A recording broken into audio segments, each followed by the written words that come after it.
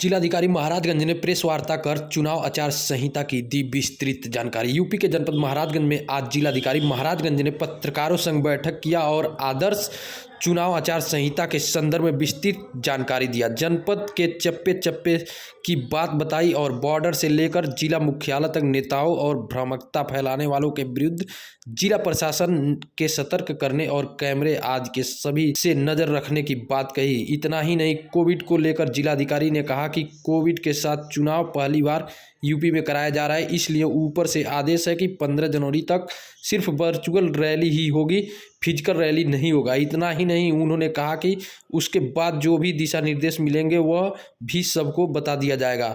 Physical rally में भी जितने लोग अलाउ होंगे उतने ही लोगों को रैली में आने की अनुमति दी जाएगी। घोषणा कर दी है और जनपद महाराजगंज में छठे चरण में चुनाव होना है। 3 मार्च को हमारे यहाँ पोलिंग होगी और 10 मार्च को काउंटिंग है।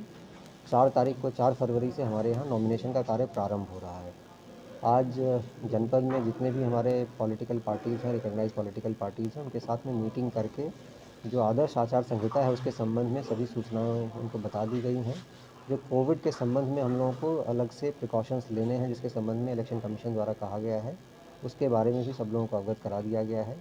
इस बार कई सारी चीज़ें हैं जो कोविड के दृष्टिगत इस बार पहली बार हो रहा है। जैसे वर्चुअल रैलीज़ के लिए माननीय कमीशन द्वारा कहा गया है कि 15 जनवरी तक केवल अभी वर्चुअल रैलीज़ ही अलाउ होंगी। इसी प्रकार से हमारे जो 15 जनवरी के बाद भी आगे के जो गाइडलाइंस होंगे वो क्लियर किए जाएंगे कमीशन के द्वारा कि फ़िज़िकल रैलीज़ होनी है कि नहीं। जब भविष्य में कभी फ़िज़िकल रैलीज़ होंगी भी तो उसके लिए भी पहले से चिन्हित स्थान होंगे, उन्हीं स्थानों पर रैलीज़ हो पाएंगी। उन स्थानों में भी कितने लोग आएंगे, वहाँ पे क्या क्या व्यवस्थाएं होंगी, इसके संबंध में भी पॉलिटिकल पार्टीज़ को बता दिया गया है।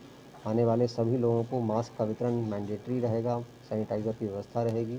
जो निर्धारित लोग हैं उससे ज़्यादा लोग नहीं होंगे। ये भी उनको अवगत करा दिया गया है कि आयोग के स्पष्ट निर्देश हैं कि अगर कोई भी कोविड प्रोटोकॉल का उल्लंघन होता है तो भविष्य में उस कैंडिडेट या पॉलिटिकल पार्टी को और किसी भी रैली के लिए परमिशंस नहीं दिए जाएंगे।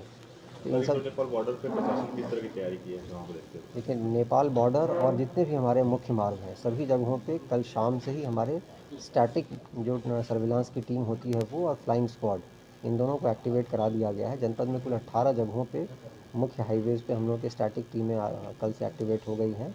इसी प्रकार से 31 स्थान हैं बैरियर्स जहाँ पे नेपाल बॉर्डर पे लगाए गए हैं। नेपाल बॉर्डर से किसी भी प्रकार का इलीगल ट्रांसपोर्टेशन हमारे लिकर का हो या कैश का हो या यानी किसी भी कॉन्ट्राबैंड आइटम का हो अलाउ नहीं किया जाएगा। इसके लिए पूरी टीम हम लोग की सतर्क है।